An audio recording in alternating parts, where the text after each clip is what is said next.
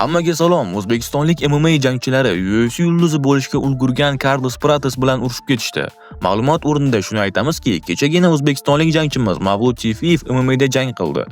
Hamyurtimiz 2 raund yaxshi jang qildi, ammo 3-raundda raqibi noqonuniy zarba berib diskvalifikatsiya qilindi va hamyurtimiz g'alaba qozondi.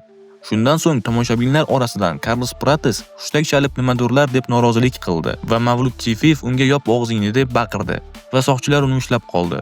Shu joyda esa Doston Bozorov ham oktagon yoniga kelib, "O'zingni bos, nima xohlayapsan" dedi.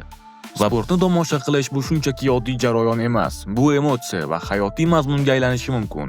Biz bilan siz sevimli jangchilaringizni yashirin faktlari, u haqidagi shov-shuvlar, tahlillar va eng so'nggi yangiliklardan boshqalardan oldin bilishingiz mumkin. Videoning kommentariyasidagi Telegram kanalimizga o'ting. Telegram kanalimizda siz o'zbek tilida jonli efir janglar, doimiy MMA yangiliklari, professional tahlillar va obunachilar uchun maxsus aksiya va sovg'alarni qo'lga kiriting. Va Pratesni shu joyda soqchilar olib chiqib ketishdi. Do'stlar, nima bo'lganda ham janglarda qoida bor. Hamyurtimizni g'alaba bilan tabriklab qolamiz. Menimcha Prates oktagon ichiga kirganda ham Doston Bozorov unga O'zbekiston havo yo'llarini ko'rsatgan bo'lardi. Izohlarda fikringizni yozib qoldiring. Sizdan hech narsa ketmaydi. O'zbeklarning podдержкасini ko'rsatib like bosing va bizni yo'qotib qo'ymaslik uchun bizga obuna bo'ling.